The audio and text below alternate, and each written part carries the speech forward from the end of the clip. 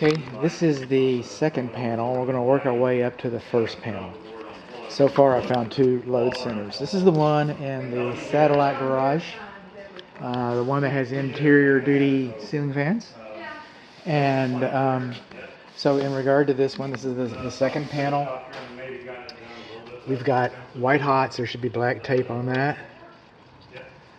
Alright. And that should be printed instead of hand labeled.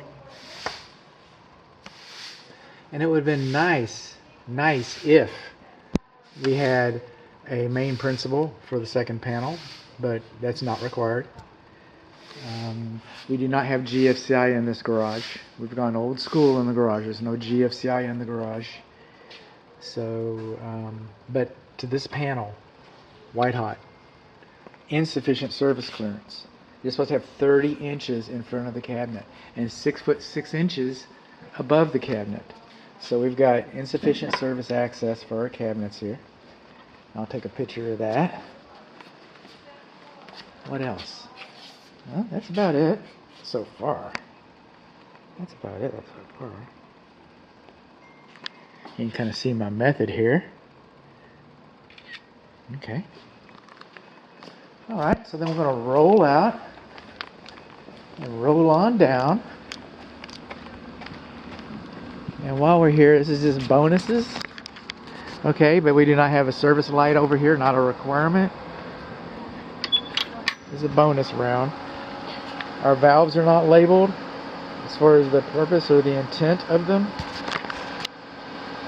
And you have to reach across the equipment to get to your controls. And you shouldn't have to do that. You should have the service space in front of it. That is required. The light is not required. This is the GFCI for our swimming pool, assumed.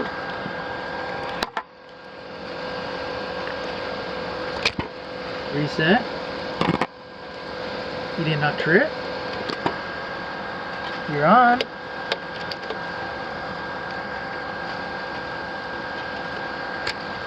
It will not reset. I would be surprised if your swimming pool lights are working. And it looks like we got a leak around your swimming pool equipment. That's not what we're here for. We're here for electric load centers, aren't we? So much for my ADA. Is that what it's called? Condensing unit's not level. R22. Roll around here. We're in the smaller garage on the east wall. This is the main load center. And what do we have here? We've got gaps larger than 1/4 of an inch. Okay, fire can get through there. We've got bundling. Okay, you're only supposed to bring 2 cables in at a time. You're not supposed to bundle like that.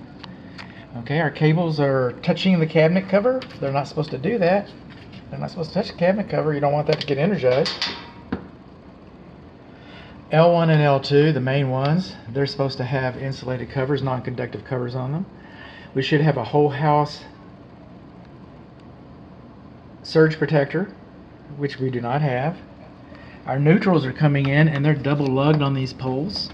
Neutral wire is only supposed to have 1 wire per screw.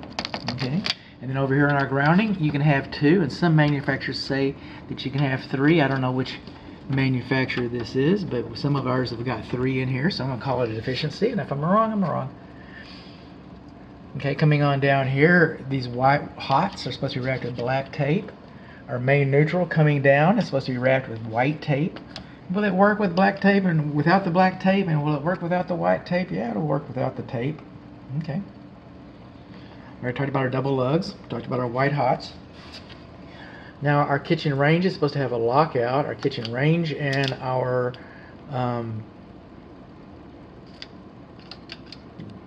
water heater, clothes dryer are supposed to have GFCI protection. Our bedrooms and other rooms and living rooms and those kinds of rooms are supposed to have AFCI protection. We don't have that. Our bonding location is not labeled. I see we've got 1 ground wire going out to the ground. By today's standards, we'd have 2. And then all of our labels are hand printed, hand written. Okay, it's supposed to be printed. See where it says sub-panel garage? Okay, that's printing. The manufacturer thinks it should be printed. International Residential Code thinks it should be printed. The National Electrical Code thinks it should be printed. Everybody thinks it should be printed. I didn't wake up wondering how I could do that. So what do we learn? We learned that our labels weren't printed properly. We got gaps in our cabinet. We've got bundling. L1 and L2 are not covered. We do not have an emergency disconnect outside by the meter. The meter's not sealed next to the wall. We do not have a whole house surge protector. Our bonding location is not labeled. We've got white hots. We've got our neutrals not labeled. We've got, did I say bundling already? Our cables are touching the cabinet cover. And we're lacking some of our safety devices like lockout devices, GFCI devices, AFCI devices.